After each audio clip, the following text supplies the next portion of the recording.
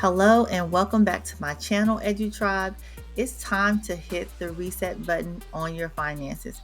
We are 2 months into 2025 and I want to make sure that you're on track with your money goals. So in this video, we're going to take a look at reviewing your budget, savings, debt, and how you can make some key adjustments for success in Q2.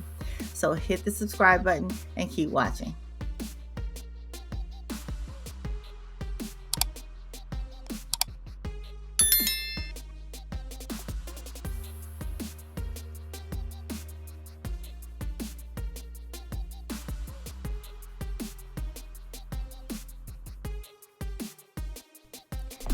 Welcome everyone back to my channel, Edupreneur Diaries. Hello to all of my EduTribe members. Welcome back. I'm super excited about this video, you guys. This is entry number 85, and unfortunately, I have not recorded a YouTube video on this channel in over a year. I'm so embarrassed to say, but I'm back for 2025. I'm determined to give you guys some good content, and I really want to get my channel to the first goal is 500 subscribers. So if you are rocking with me, go ahead and subscribe. Go ahead and share this video before we even start. Hit the like button, do all of those things because we are winning in 2025. All right. So as you can see, we are talking about how we are going to reset our finances for Q1. Q1 just means we're going to evaluate our finances for the first 3 months of the year. Okay, and we're going to do this again for Q2, Q3, and Q4. Why is this important? This is important because we want to make sure that we are meeting our goals. And if we're not meeting our goals, we need to reevaluate. We need to reassess. We need to make some changes. So we're going to talk about it. So let's jump right in. I do want to mention before I start that I do plan on bringing back my monthly budget with me videos. It's one of my favorite things to do. I'm transparent about what I budget. The only difference this time around is that I no longer rent. I bought a home, so I have a mortgage, so it's going to look very different. Of course, it's going to be more expensive in that category. So stay tuned if you want to see those videos, okay? All right, so we're going to look at 5 steps that I'm going to be doing for Q1. Since I have this new home and my budget is totally different, I really have to do things a little bit different and be more aware of my budget than I was before. And I love budgeting, so y'all already know if you've been following me, I like this. So the first thing that I want to do, and you guys can do it too if you want to follow along, is you want to make sure that you are reviewing your finances. Okay, every single quarter, review your finances. Now you can do this monthly as well. You can do this bi-weekly. You can do it weekly. Personally, I look at my budget every single day, but you want to do a deep dive every quarter. Okay, so a budget check-in. What does that mean? That means you need to determine if you are on track with your budget. Did you stay within your budget? Did you overspend? Those are the types of things that you want to look at. And of course, you want to make changes if you did, right? You want to look at your income versus your expenses. Look at where your money went and identify the problem areas, okay? If you are spending more than you are earning, it's a problem, right? If you have more expenses than you have income coming in, it's a problem. So you got to just kind of reevaluate that. And I need to do that myself, especially now in my new circumstances. Debt progress. You want to take a look to see if you've paid down your debt or has your debt increased. For me, I paid down my debt, but then with a home, my debt has increased slightly. And we'll talk about my emergency fund over the next couple of slides here, but look at your debt, see where your progress is, and see what you need to do. Okay, now I will never be in the type of debt that I was years ago, and if you guys have been following me, I have a video that talks about how I paid off $10,000 in credit card debt. So I will never be at that point again, but I do have debt, but just a small debt, but we'll talk about that in a minute.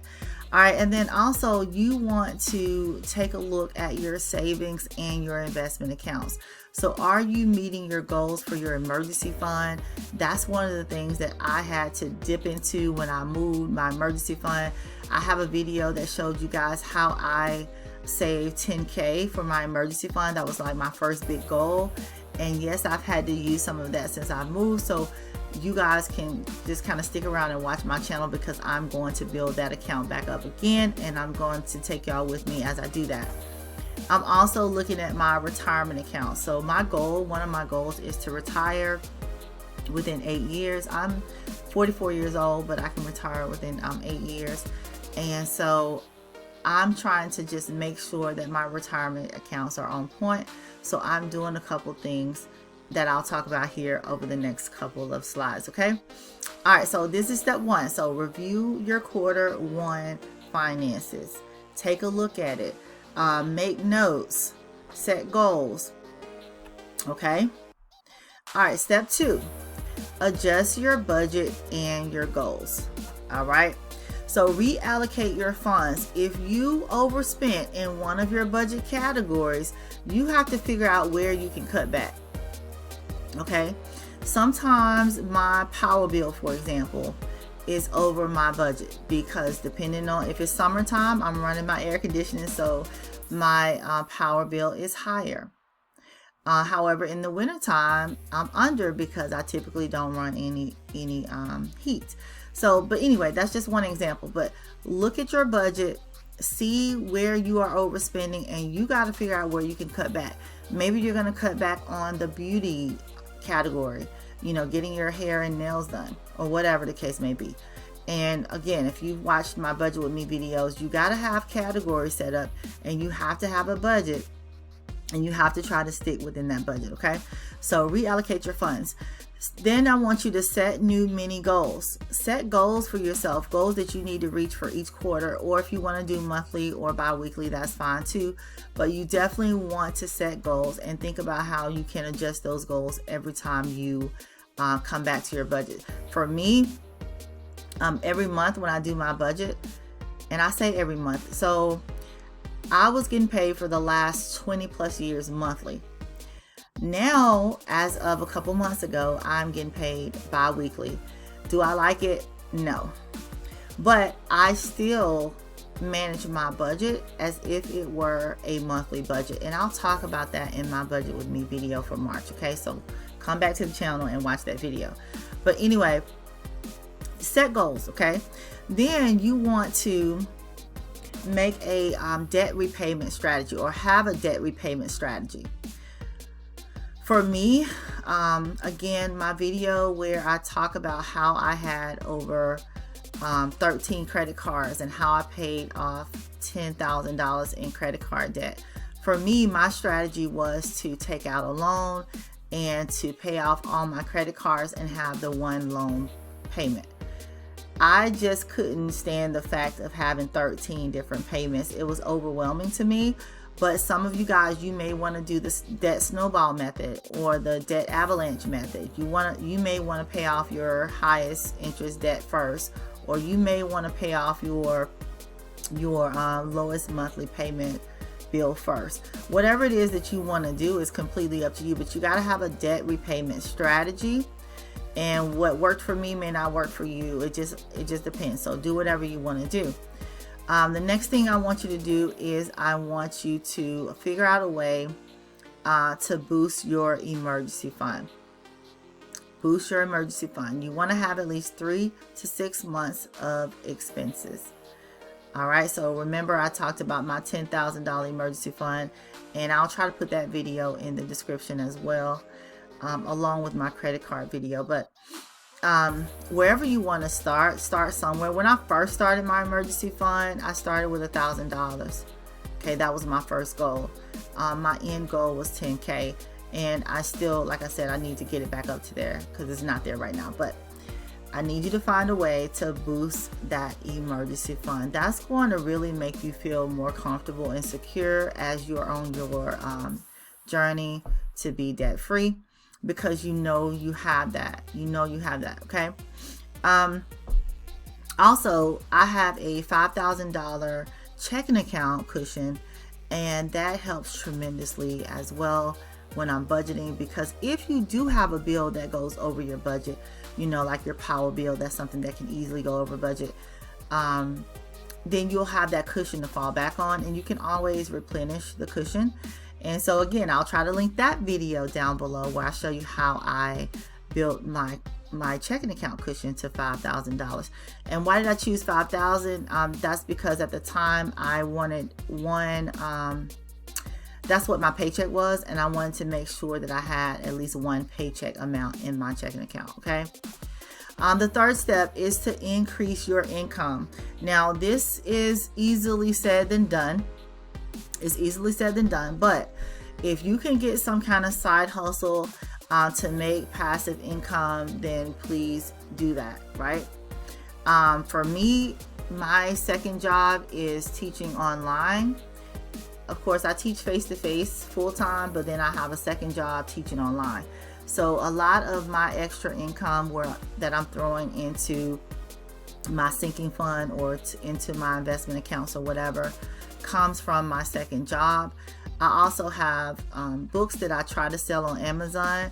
So again, if you guys want to support, check out my books on Amazon. I also have an Etsy channel. I'm not super crazy about Etsy because of the fees, but you can feel free to support me on Etsy. I also have my own website where I have printables that you can download, and some of them are free, you guys, so check out my website when you have time. But those are ways, for example, that you can make extra income. All right, and I'll talk about something else that I'm trying to learn how to do to make extra income in a minute. Okay.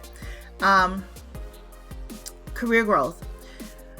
Of course, they always say that you can ask for a raise or look for promotions on your job or learn a new skill.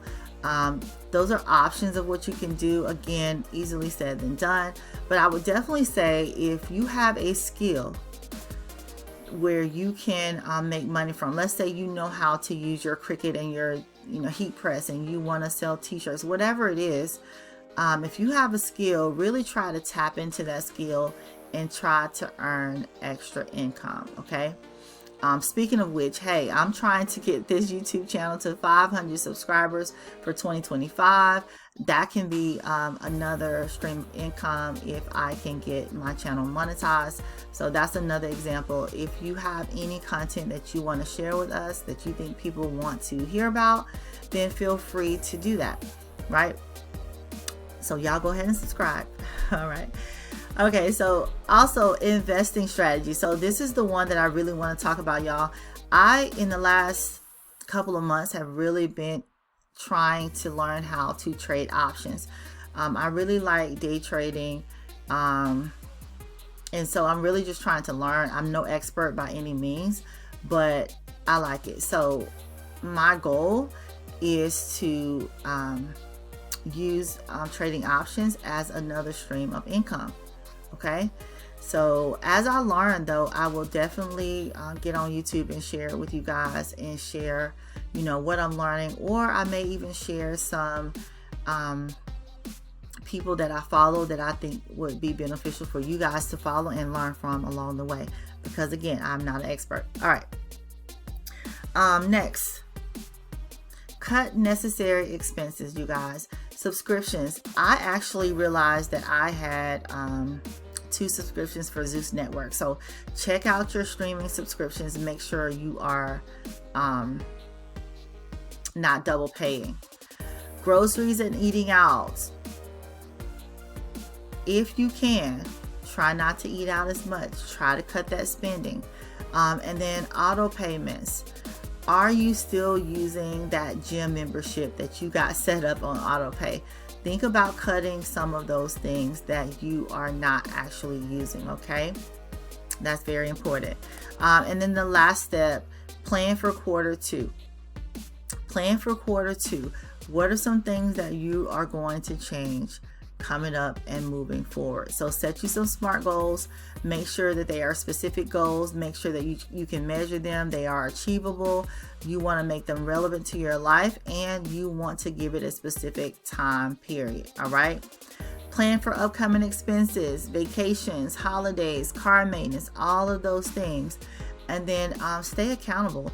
If you want to use a budgeting app, use a budgeting app. I got some printables that I will link in the description below if you want to use my printables, okay? All right, guys, here's what I want you to do. I want you to drop a key emoji below and comment your Q1 wins and struggles, okay? Let me know. Let's talk about it below.